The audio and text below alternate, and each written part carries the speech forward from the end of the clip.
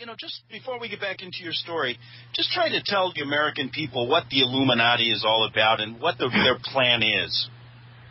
Well, the plan of the Illuminati is obvious and in front of our eyes. Technocratic government led by a scenario which supposedly is spiritual, but is nothing but spiritual, and that is the perennial religions, the key religions of the Abrahamic faith that collaborate within a sort of scenario where oppression in the end is the result. And the Illuminati represents a secret society network that links all these religions with one centralized power of evil. And this centralized power of evil is both in Jerusalem and Rome.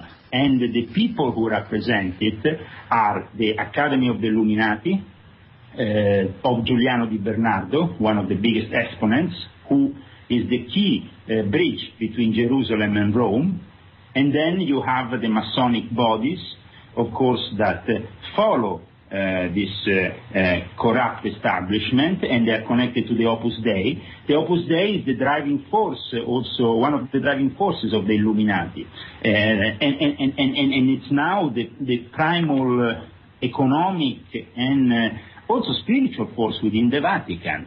They have basically taken over the Jesuit position, though the Jesuits have not really given completely up. They have just now trying to blend in a sort of camouflage situation in which they are proposing themselves again.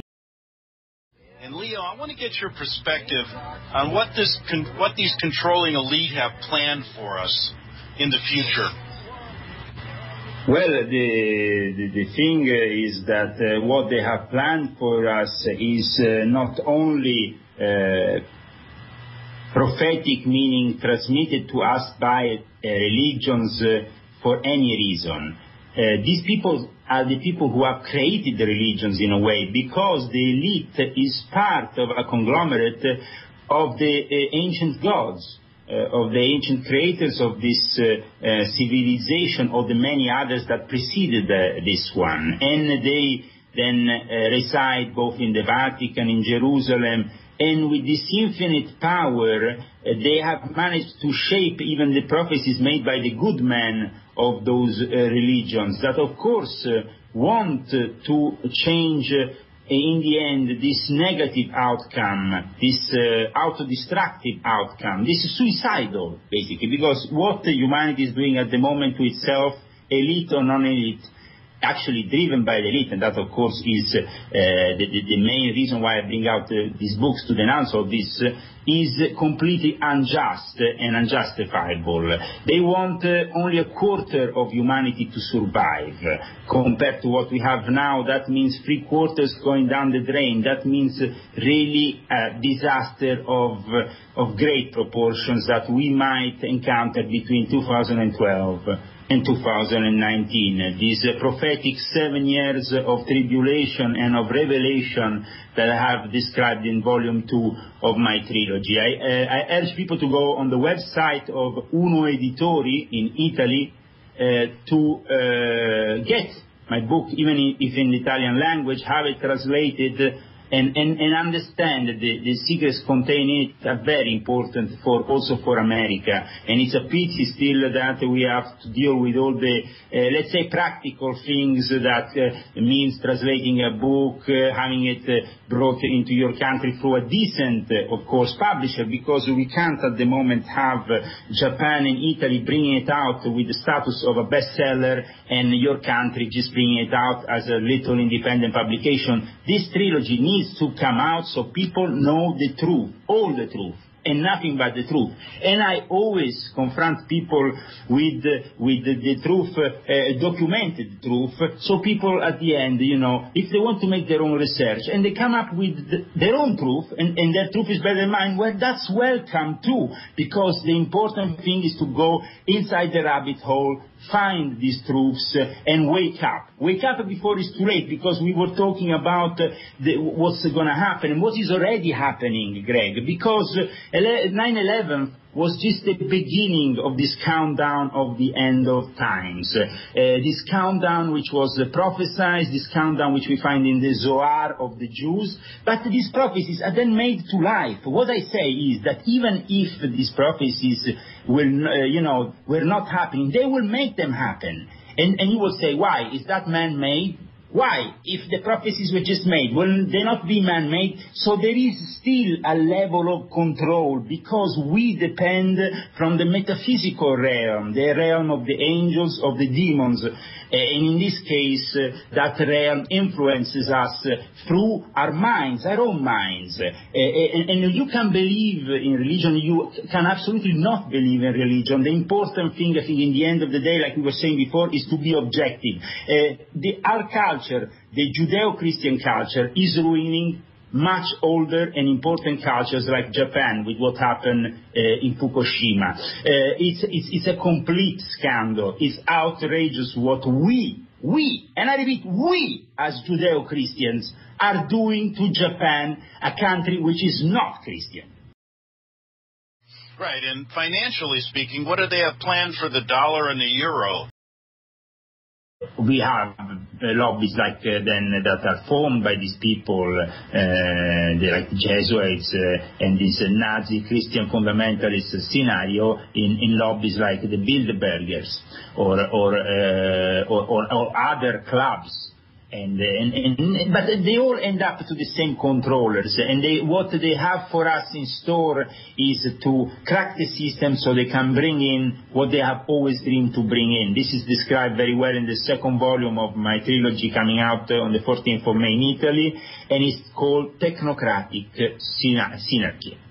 Technocracy. Technocracy is born, it's born a long time ago, but let's say that shapes up in the USA officially in the 1920s during a very big period, as you know, of crisis, but has a very ancient origins and is connected with the people of the synarchy of the sexual movement in France, connected to the Vatican, the Jesuits, called the Synarchic movement, and Saint-Yves d'Olivet, and his book, Le Vrai Religion, The Real Religion, explains more or less what they have in store for us. And he, this technocracy that he describes also as empyocracy or something like, he has a specific name for it, filters then to the circles of power through the CFR, the Bilderbergers, the Trilateral Commission, and so on, and of course all directed so that the Jews together,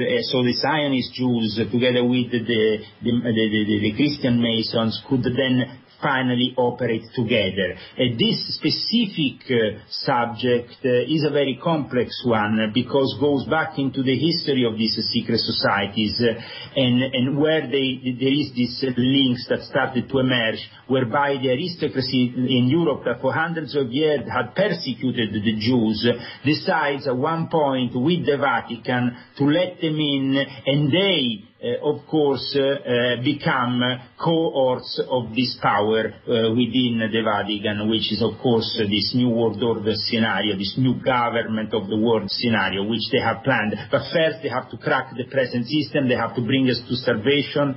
They have to bring the microchip in to guarantee us complete, for guaranteeing them complete control and guarantee us the food to survive, because that's in the end what they want to do. Now, in Sweden, they want to in the next few months completely take away cash, so they will only have control of the money through the banks and the credit cards or the cards in general. Your bank cards will become the cash you can use in Sweden. If you have real cash, you are not able to do that anymore in Sweden. Okay, so the question I'm wondering, and we're hearing a lot of things coming out of Russia and a lot of things coming out of Iran. Yeah, but you have to understand this, Donny, that in this game of chess between superpowers, in this, it's in a way a very studied situation in which on top everybody is really working together on this one world government scenario, which emanates spiritually from the Vatican and from Jerusalem. So both from the chivalric knighthoods and also the Zionists are able to control those elements of Christianity that maybe walked away of the Vatican more easily than the Vatican. Now, lately, and all this why? Because in the end, there's two superpowers of the moment who are really dealing in this big game are America, the USA, and China. The ones in the middle, including Russia, or including India, or including the other ones, are, yes, powerful, and of course are part of this whole game scenario in which you have also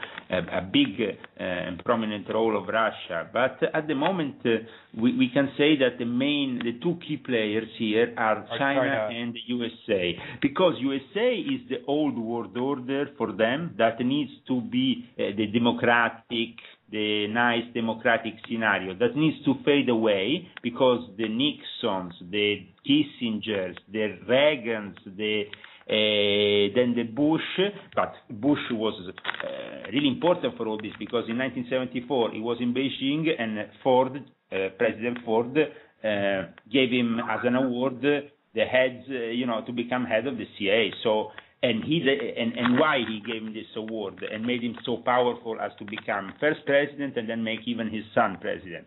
Because he made this deal with China strong, very strong, and that means that the Illuminati, the controllers, if you want to call them in that way, with all their network of secret societies, has moved their interest from USA to China to then crack completely America and the rest of the world, crack Europe, and adopt ultimately the Chinese model. The model of China is much more successful than any other model on earth. The democratic model doesn't work.